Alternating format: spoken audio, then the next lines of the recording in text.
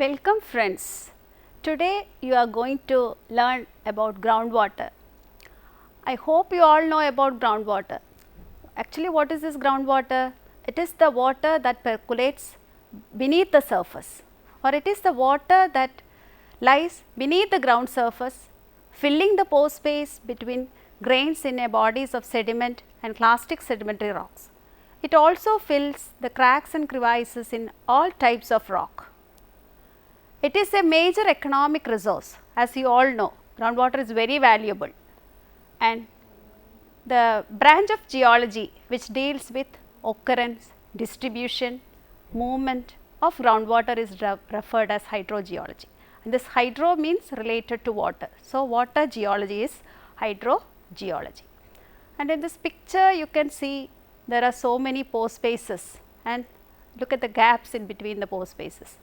There are so many gaps, and once this gaps get filled with water, the groundwater lies within the spaces between the particles and also on the fractured rocks beneath the earth's surface. And actually this water falls as precipitations. So, rain is the main form of precipitation. It flows along the surface of the ground. The surface water infiltrates into the ground surface and is held in the soil pore space and in the fractures of rock formations.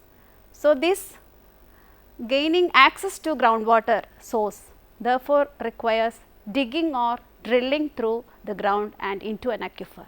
So, what is this aquifer? It is a water bearing formation. So, how you will access this water? So, you have to dig or drill through the ground and you have to access it into the aquifer. So, water cycle.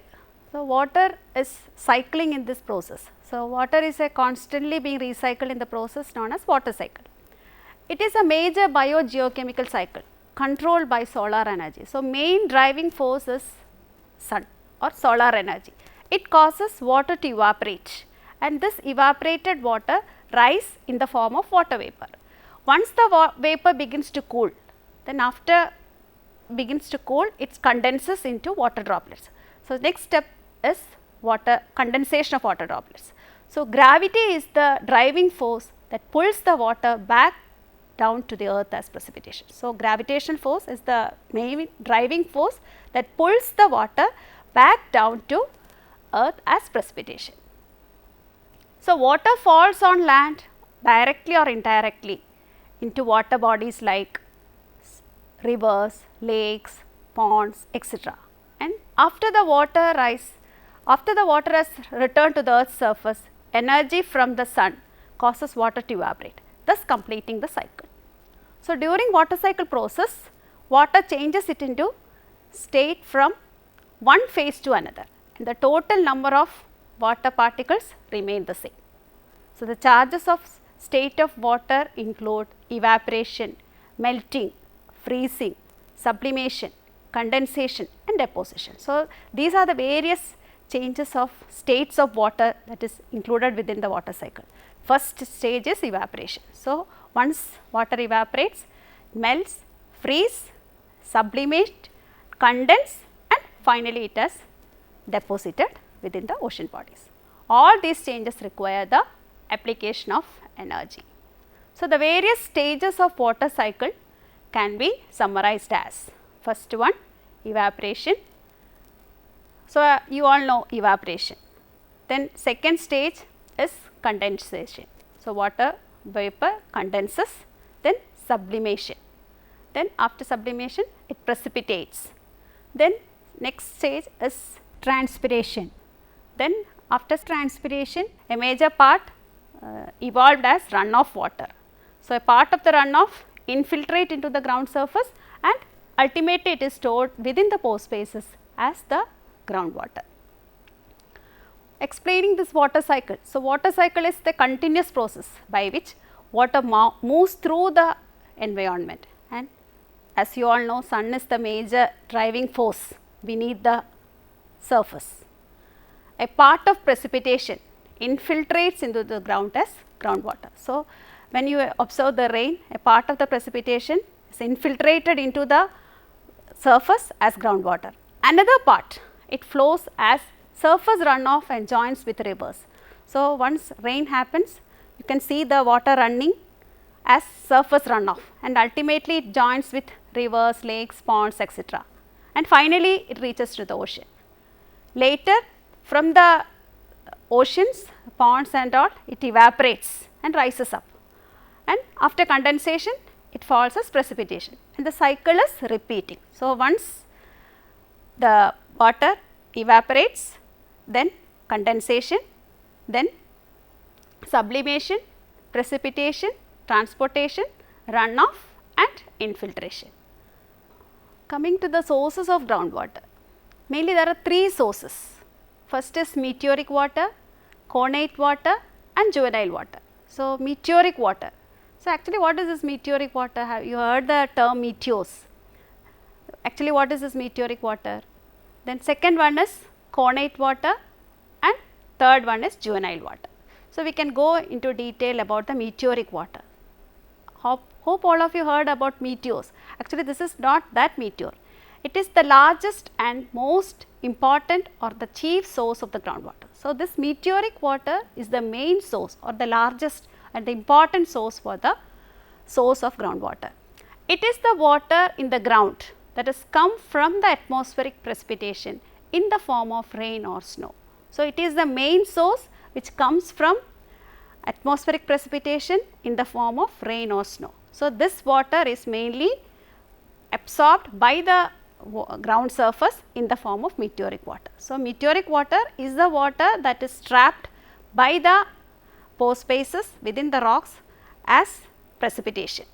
So, the water is added to the groundwater by infiltration. So, water once falls as precipitation, it is infiltrated into the ground. So, what is this infiltration? Infiltration is the process by which water on the ground surface enters the soil. So, water is entering into the soil mainly by infiltration process. So, it is just like filtering. So, water filters into the ground by infiltration process. So, this is the main source of groundwater, that is meteoric water. Then second water is connate water. So, what is this connate water? It refers to the fresh water or salt water that were trapped in the pores of sedimentary rock as they were deposited. So, this is rocks like sedimentary rocks. So, what is this sedimentary rock? Sedimentary rocks are rich in fossils and all. Sedimentary rocks are layered rocks. So, it is formed by layers and layers. So, this connate water is occurs in the sedimentary rocks as they were deposited. So, this connate water is also known as fossil water. Fossil water means it is seen associated with sedimentary water. So, sedimentary rocks are mainly associated with fossils. So, water occurred in this sedimentary rock is known as fossil water or connate water. Then comes the third one, that is juvenile water. So, what is this juvenile water? Water added to the underground storage through magmatic emission or igneous activity is known as juvenile water or magmatic water. So, water is entering into the underground storage through magmatic emission. So, as you all know, deep into the earth surface there are so many igneous or activities, magmatic activities are taking place. So, due to this magmatic eruption, water gets trapped within the rocks. So, water originated at the time of this magmatic emission is known as juvenile water or magmatic water. So, these are the main sources of groundwater. Coming to the meteoric water, it is the largest and the most important source. So, that is meteoric water is the main water that is formed from the atmospheric precipitation. So, from precipitation water reaches into the ground as surface runoff and part of it filtrates or infiltrates into the ground as groundwater. So, it is the main source. Then second is the connate water. So, connate water is not as much available as meteoric water, but it refers to the water that is trapped within the pores of sedimentary rocks. So, sedimentary rocks are so porous type rocks. Porous in the sense means there are so many pore spaces present within the sedimentary rock. So, water present in these pore spaces of the sedimentary rocks is known as connate water. So, as sedimentary rocks are rich in fossils, it is also referred to as fossil water. Then third category is juvenile water. So, water added into the underground storage mainly by magmatic process, that is juvenile water. So, magmatic process is clearly evident that there are so many eruptions taking place. So, due to this volcanic eruption, water is produced within the earth's interior and that water becomes the source for groundwater, and that water is termed as juvenile water or magmatic water. Then coming to the occurrence of groundwater. So, groundwater occurrence can be divided into, vertical distribution can be divided into two major zones. The subsurface occurrence of groundwater can be divided into two important zones. One is known as zone of aeration and zone of saturation. Both of these zones are separated by water table. So, there are two zones within the ground, that is, one is zone of aeration and second one is zone of saturation. And this zone of aeration and zone of saturation are separated by an imaginary line known as water table. So, coming to the zone of aeration. So, as the term represents, it is fully an aerated zone. It is the zone which lies above the water table. So, water table is the demarcating line between zone of aeration and zone of saturation. So, zone of aeration is the zone which lies above the water table and it is called the zone of aeration.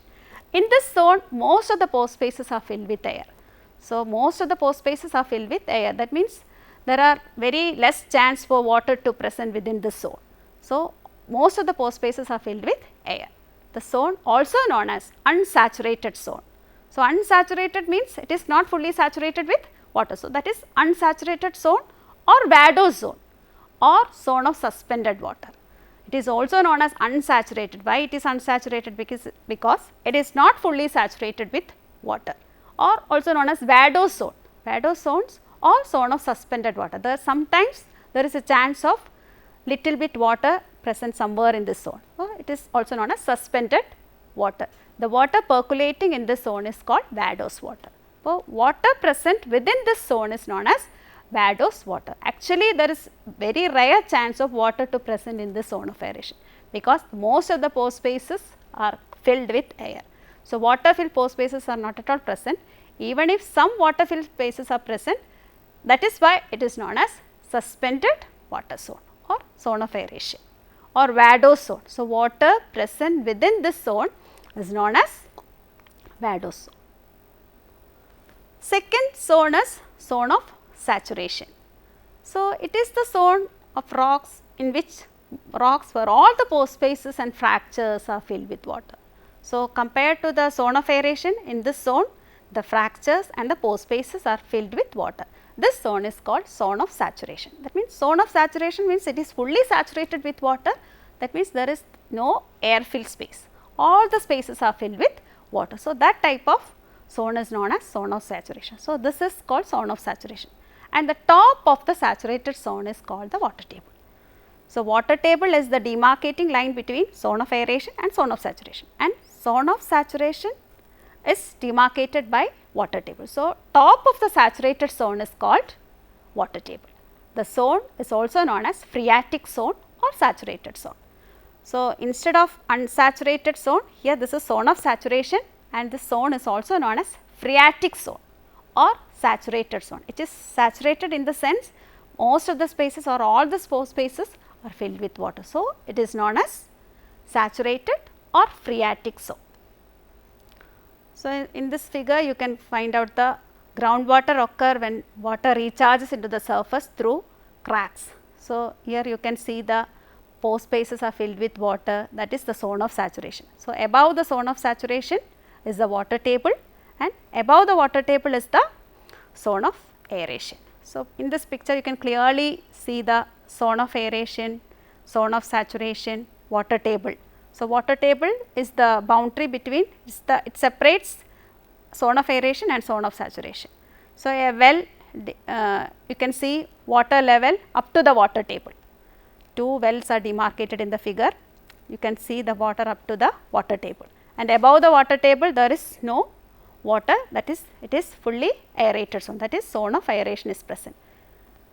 So, let us look at a vertical distribution of groundwater. So, vertical distribution in the sense this is a downward distribution of groundwater.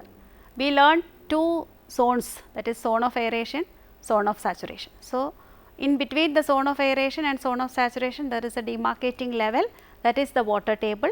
Above the water table it is the zone of aeration, most of the pore spaces and are filled with air, and below the water table, that is zone of saturation, it is completely saturated with the water, and groundwater slowly percolates within the ground as it goes downward. So, downward percolation is possible within the pore spaces.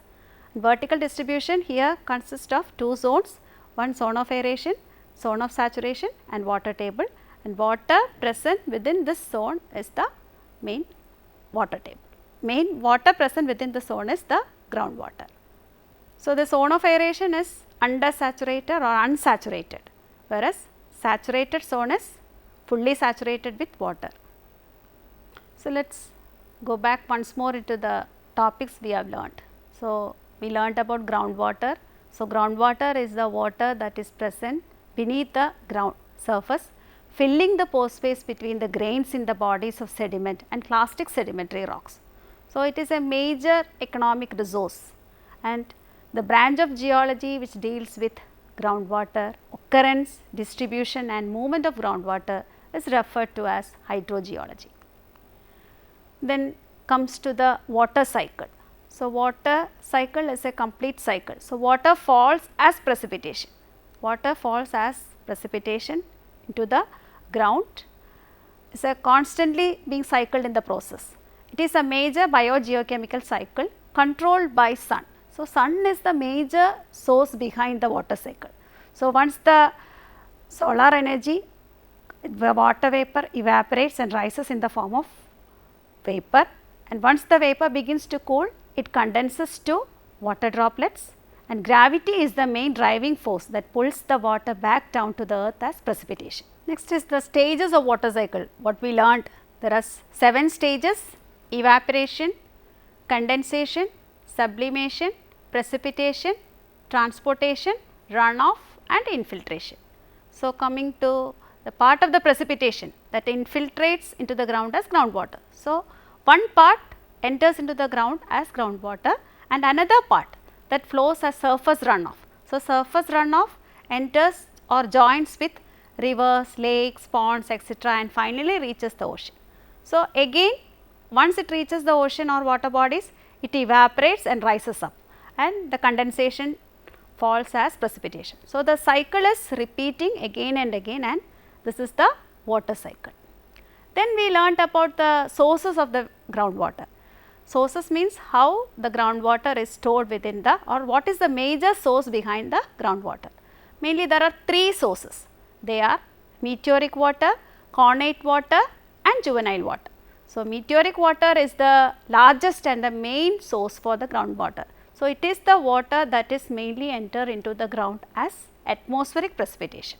So, the atmospheric precipitation reaches the earth's surface and it is infiltrated into the ground as groundwater. So, this is the meteoric water, and second water is the connate water. It refers to the fresh water or salt water that were trapped into the sediment as or the sedimentary rocks, and these water is also known as fossil water because it is sedimentary rocks are normally associated with fossils. So, this type of water, connate water, can be included as fossil water. And the third category of source is juvenile water. So, it is the water added to the underground mainly by magmatic emission. So, magmatic emission means magma is ejecting into the earth's interior, and due to the magmatic ejection there are so much of water is ejected into the ground, and this water is trapped as magmatic water or juvenile water. So, these are the main sources for the water, groundwater.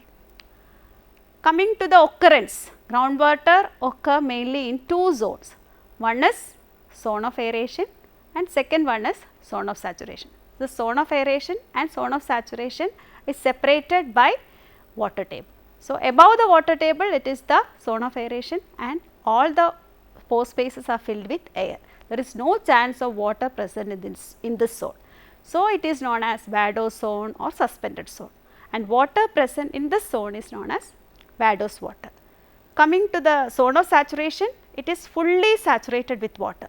So, it is the upper limit for the water table, or in this zone it is the pore spaces are fully filled with water. So, it is known as saturated zone or also known as phreatic zone.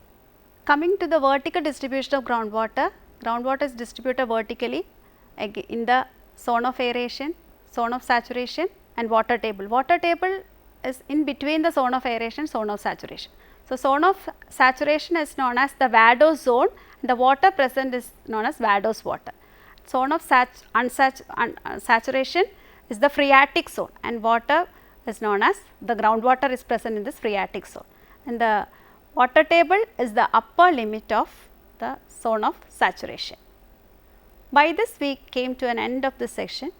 Hope you understood all the sessions discussed in this class. We will meet in the next class with the topic factors controlling the groundwater movement. Thank you.